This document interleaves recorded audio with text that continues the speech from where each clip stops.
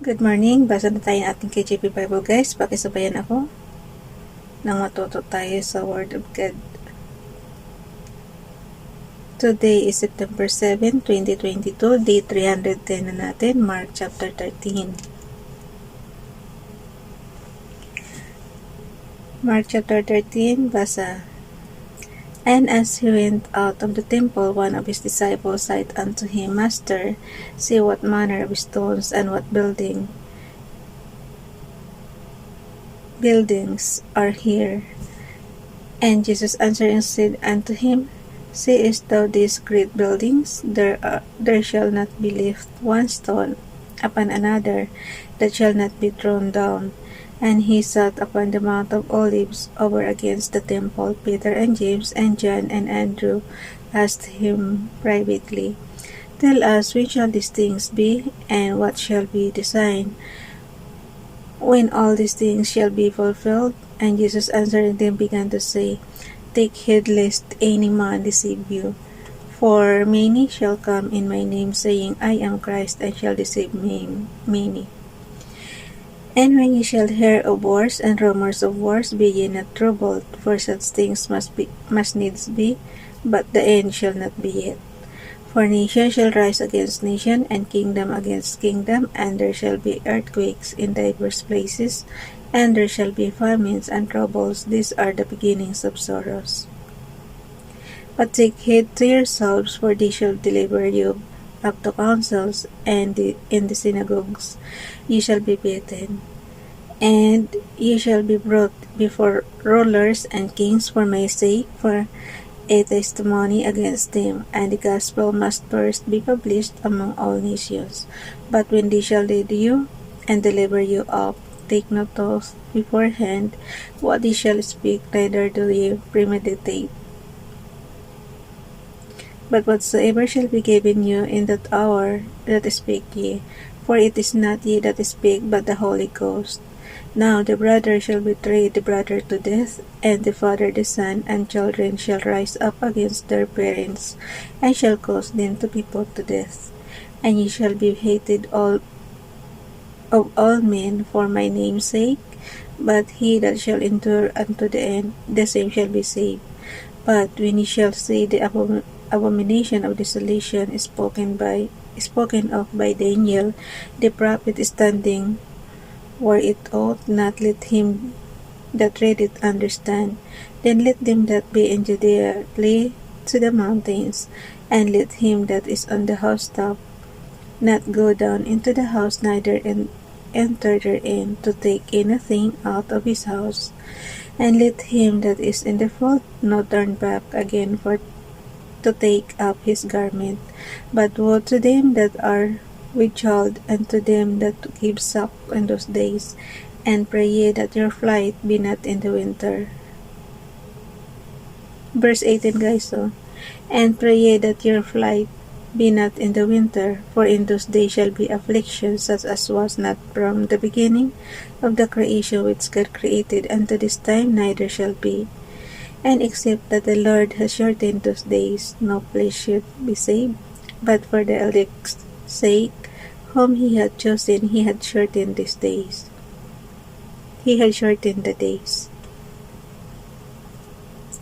Verse 21, And then if any man shall say to you, Lo, here is Christ, or Lo, he is there, believe him not. For false Christ and false prophets shall rise, and shall show signs and wonders to seduce. Ulit guys. Verse 22. Mark chapter 13 verse 22.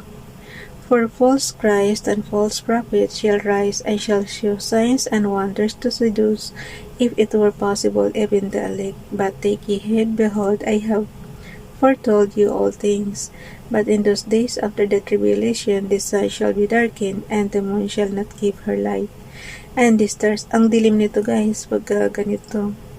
Nakalagay Verse 24, Mark chapter 13 verse 24, But in those days after the tribulation, the sun shall be darkened, and the moon shall not give her light. And the stars of heaven shall fall, and the powers that are in heaven shall be shaken. Ito yung sasabi ko, nakakatakot. and the powers that are in heaven shall be shaken. Verse 26, and they shall see the Son of Man coming in the clouds with great power and glory, and they shall send his angels, and shall gather together his elect from the four winds, from the uttermost part of the earth to the uttermost part of heaven. Now learn a parable of the fig tree when her branch is yet tender, and putteth forth leaves. Ye know that summer is near. So ye in like manner, when ye shall see these things come to pass, know that it is nigh, even at the doors. Verily I say unto you, that this generation shall not pass till all these things be done. Heaven and earth shall pass away, but my words shall not pass away. But of that day and that hour knoweth no man, no, not the angels which are in heaven, neither the Son, but the Father. Take ye heed, watch, and pray, for ye know not when the time is. For the Son of Man is as man taking us for journey, who left this house and gave authority to his servants, and to every man his work, and commanded the porter to watch. Watch ye therefore, for ye know not when the master of the house cometh at even, or at midnight, or at the crowing, or in the morning, lest coming suddenly he find you sleeping. And what I say unto you, I say unto all, watch. Ang tanong ko lang dito guys, di ba nung panahon ni Noah na wash out lahat ng tao, so natira sila Noah, after ba ng mapalitan, di ba siyempre nagdami ulit yung mga tao, tapos ito kay Jesus Christ, after ba kay Jesus Christ, wala pa bang hindi pa ba tayo na-wash, what I mean is, hindi pa ba na-wash out ang earth after kay Jesus Christ? Kasi matagal na ito, oh. Diba sabi nakalagay sa kanya, but sa 24, but in those days after the tribulation, the sun shall be darkened, and the moon shall not give her light, and the stars of heaven shall fall, and the powers that are in heaven shall be shaken. So, it means hindi pa siya nangyayari. Pag nangyari ito, ibig sabihin ba na tayo, mapalitan na ng tao yung earth? Tanong lang. Kasi yung panahon ni Noah, nag-flood, diba? Tapos natira sila Noah na lang. Okay, tanong lang yan. Kasi kuhanin ko tong number 24. Ilagay natin sa prayer ng gising natin. Bye everyone. God bless.